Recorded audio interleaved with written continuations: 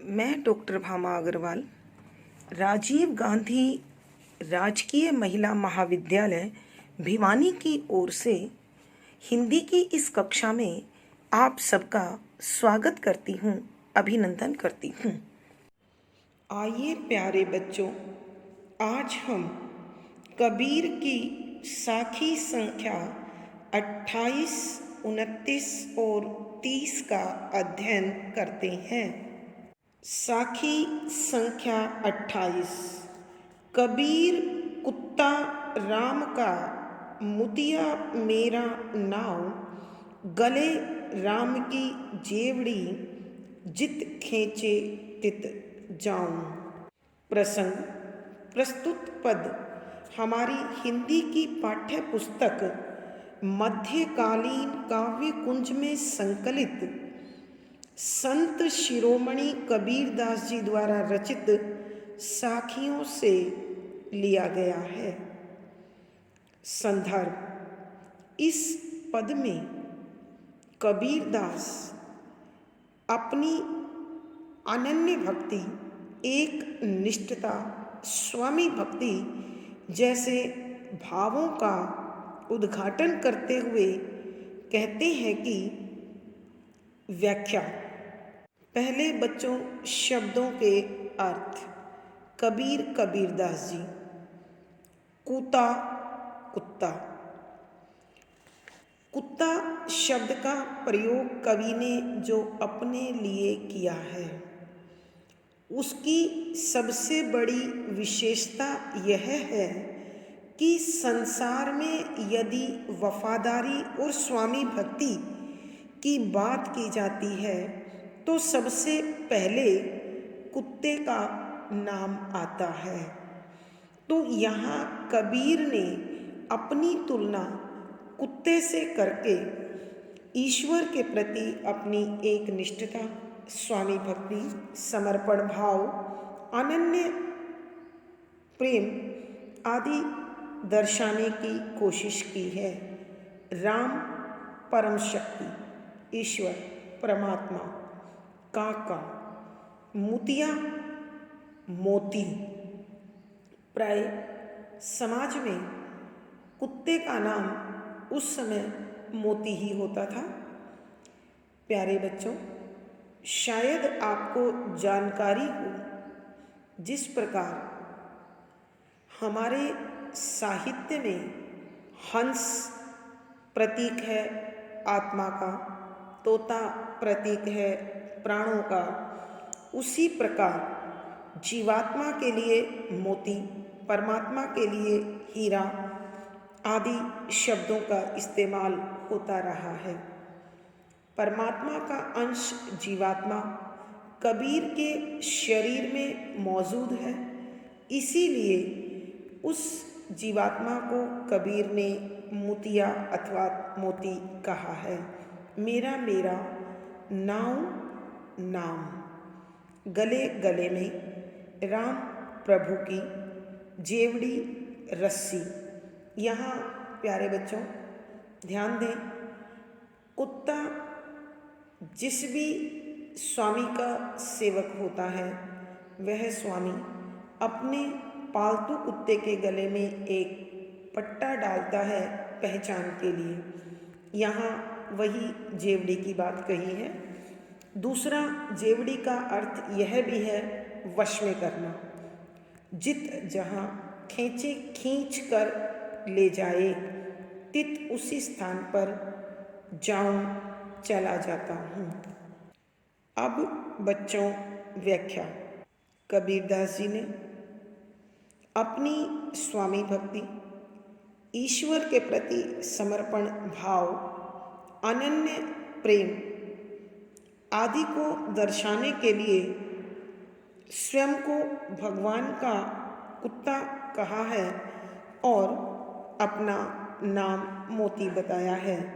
जिस प्रकार कुत्ता किसी भी स्थिति में अपने स्वामी के प्रति वफादार होता है, स्वामी भक्त होता है, वैसे ही कबीर कहते हैं, मैं एक ऐसा साधक हूँ जो अपने साध्य अथवा अपने ईश्वर के प्रति पूर्ण रूप से अर्पित है, समर्पित है। जैसे कुत्ते का स्वामी अपने कुत्ते की पहचान के लिए कोई न कोई उसे नाम देता है, इसीलिए परमात्मा ने अपने इस अंश को जीवात्मा का नाम दिया है, इसलिए मेरा नाम उन्होंने मोती रखा है।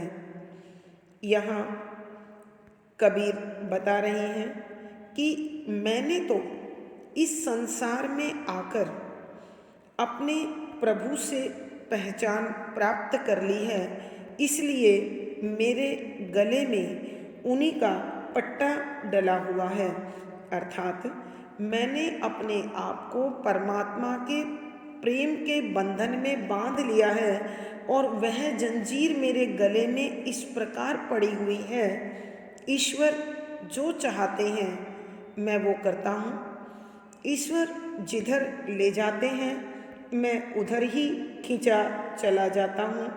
अर्थात अपने स्वामी के, अपने पालनहार परमात्मा के इशारों पर, इच्छा पर, संकेतों पर मेरा हर कार्य होता है।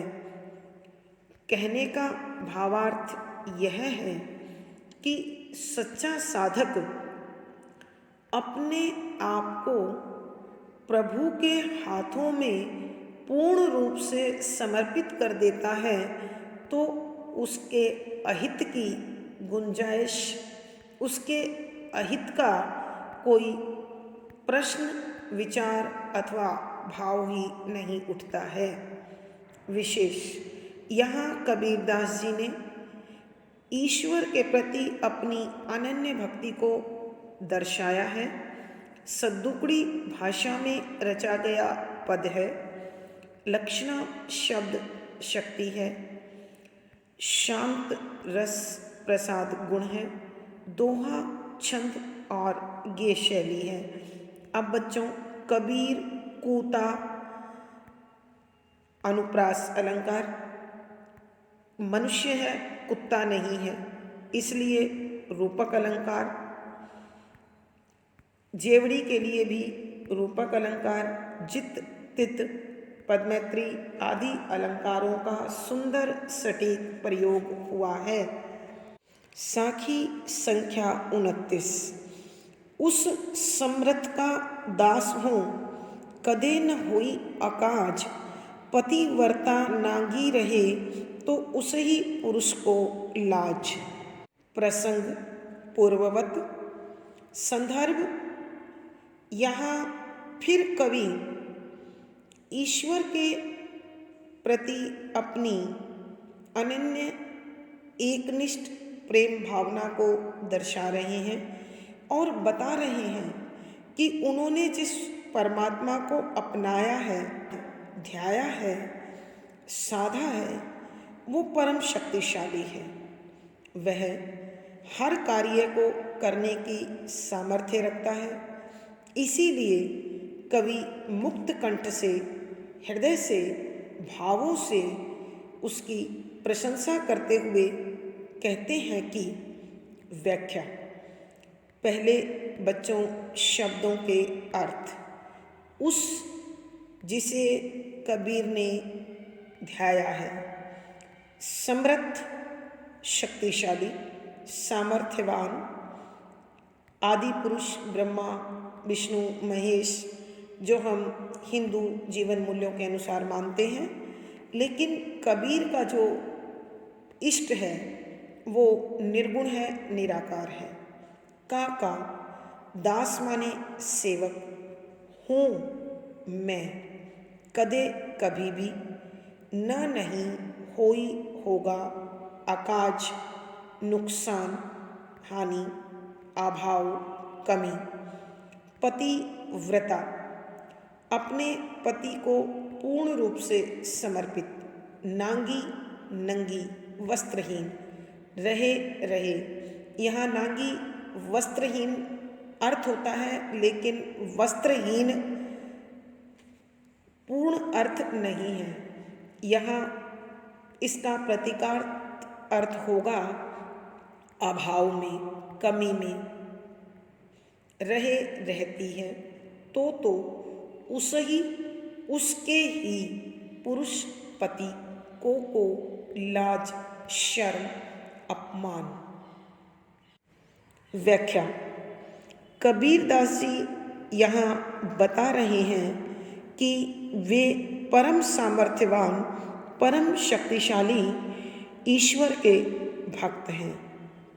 अब उनका ये अटूट विश्वास है, उनकी ये अटूट श्रद्धा है, जो वो कह रहे हैं कि अब इस संसार में उनको किसी भी प्रकार की कोई हानि नहीं झेलनी पड़ेगी। अर्थात इस संसार के मोह माया के जो बंधन हैं, जो विकार हैं, जो दोष हैं, वो उन पर अपना असर नहीं कर पाएंगे, उन्हें प्रभाव में नहीं लेंगे। उदाहरण देते हुए कहते हैं कि जिस प्रकार कोई पतिव्रता स्त्री अभाव में रहती है, नग्न रहती है, तो उसी के पति के लिए शर्म की बात है, क्योंकि उसने तो अपनी श्रद्धा और विश्वास उस पति रूपी पुरुष के हाथों में सौंप दिया है। अब उसका दायित्व बनता है कि वह उसका देखभाल, पालन पोषण ठीक प्रकार से करे। अगर ऐसा वो नहीं करता है तो यह उस पुरुष के लिए अपमान की बात है। ठीक उसी प्रकार कबीर कहते हैं कि यदि परम शक्तिशाली भगवान के रहते भक्त को कोई हानि होती है तो यह भक्त की हानि नहीं बल्कि भक्ति भावना को ठेस है। तो ईश्वर कभी भी ऐसा नहीं होने देंगे कि उनके प्रति जो भक्ति भावना है उसको ठेस पहुँचे, उसको नुकसान हो। अगर ऐसा हुआ तो स्वयं परमात्मा के लिए शर्म की बात होती है। बच्चों, इतिहास साक्षी है। मीरा ने श्री कृष्ण को पुकारा तो वह उसकी सहायता को दौड़े आए। द्रौपदी ने पुकारा तो उसकी सहायता में आए। नरसी भगत ने पुकारा तो उसकी सहायता में आए। ध्रुव ने बुलाया तो आए, प्रहलाद ने बुलाया तो आए। ऐसे अनेक उदाहरण हैं कि परमात्मा ने भक्त की लाज रखने के लिए, उसका सम्मान बनाए रखने के लिए, उसकी भक्ति भावना को सुरक्षित रखने के लिए अनेकों बार ऐसे विशिष्ट कार्य किए हैं जो उसे समर्थवान, भावुक सिद्ध करते हैं। कवि के कहने का भाव यह है कि जब हम परमात्मा को पूर्ण समर्पित हो जाते हैं तो किसी अमंगल की शंका, संदेह, विचार ही नहीं उठता है। विशेष यहाँ ईश्वर के प्रति अटूट भक्ति भावना को, आस्था को दर्शाया गया है। सद्दुकड़ी भाषा में रचा गया पद है। भक्ति रस प्रसाद गुण है, अभिधा शब्द शक्ति है। इस पद में अनुप्रास, दृष्टांत, उदाहरण आदि अलंकारों का सुंदर सटीक प्रयोग है। साखी संख्या 30। कबीर नोबती आपनी दिन दस लेहु बजाई, ए पुर पट्टन ए गली बहुरी न देखे आई। प्रसंग पूर्ववत। संदर्भ।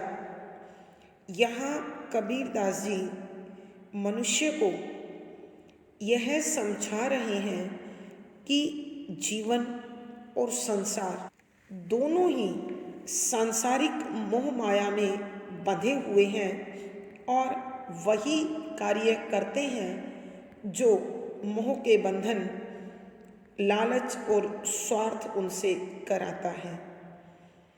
जीवन क्षणभंगुर है। आप लोगों ने बच्चों सुना हुआ है, मृत्यु और ग्राहक का कोई समय नहीं है। तो जीवन क्षणभंगुर है, नाशवान है, नश्वर है। इसलिए इसकी नश्वरता को पहचान कर, सांसारिक मोहमाया के आकर्षण को पहचान कर, इसके बंधन से हमें खुद को मुक्त कर जितना शीघ्र हो सके प्रभु की भक्ति में अपने आप को समर्पित कर देना चाहिए। ऐसा संदेश देते हुए कवि कहते हैं कि व्याख्या, पहले शब्दों के अर्थ। कबीरदास जी। नौबती एक विशेष प्रकार का बाजा। संसार में प्रत्येक प्राणी अपने झूठे सच्चे ज्ञान को, यश को और अहंकार को बड़ा जोर शोर से व्यक्त करता है। अपनी माने खुद की। दिन दिन 10 दिन अर्थात बहुत थोड़ा समय। लेहू ले, बजाई बजा। ए यह पुर कस्बा, पट्टन नगर। ए यह गली गलियां, बहुरी दोबारा ना नहीं, देखें देखने के लिए आई आ पाएगा। अब व्याख्या। कबीरदास जी संसार भर के मानवों को सचेत करते हुए कहते हैं कि हे मानव, तेरा यह जीवन 10 दिन के लिए है, अर्थात बहुत थोड़े समय के लिए है। हमारा जीवन कितनी देर में समाप्त हो जाएगा, नष्ट हो जाएगा, इसकी जानकारी किसी को नहीं है। लेकिन इस थोड़े समय में हे मनुष्य, तू अपने यश का जो गुणगान करता रहता है, अपनी बहादुरी को, अपने ज्ञान को जो दर्शाता रहता है, वो कितने ही जोर शोर से कर ले, तुझे उससे कोई लाभ प्राप्त होने वाला नहीं है। क्योंकि ये जो तेरे कार्य हैं, ये सांसारिक मोह माया से प्रेरित हैं, उसी में बंधे हुए हैं। तूने अभी तक जो कर्म किए हैं वो ईश्वर को समर्पित नहीं, संसार को समर्पित हैं। प्यारे बच्चों, ऐसा माना जाता है कि हम अनेक जन्म अपने कर्मों के अनुसार प्राप्त करते हैं। 184 योनियाँ हमें अपने में बांधे रखती हैं और मानव शरीर जो प्राप्त होता है वो न जाने कितनी योनियों के सद्कर्मों के परिणाम स्वरूप मुक्ति के लिए प्राप्त होता है, मोक्ष के लिए प्राप्त होता है। मोक्ष किससे? बार बार जन्म लेने के चक्कर से। और वो मोक्ष हमें कब मिलेगा? जब हम समर्पित भक्ति ईश्वर के प्रति करेंगे। समर्पित भक्ति का अभिप्राय ये नहीं है कि हम सांसारिक जिम्मेदारियों को छोड़कर वन में चले जाए, भगमा धारण कर ले, भीख मांगकर खाएं और समाधि लगाकर बैठ जाएं। संत काव्य परंपरा के अनुसार भक्ति है अपने सांसारिक दायित्वों को निभाए, नेक कमाई करें, अपने कर्तव्यों का पालन करें और जीवन में कभी किसी को कोई कष्ट ना पहुंचाएं। तो कबीरदास जी इसी प्रकार की भक्ति को अपनाने का संदेश देते हैं। वो कहते हैं कि हे मानव, तुझे ये जो शरीर मिला है, ये शरीर प्रभु को पाने के लिए मिला है। इस शरीर में रहते हुए तू ये कस्बे, ये नगर, ये गलियां दोबारा आसानी से देखने के लिए नहीं आ सकेगा।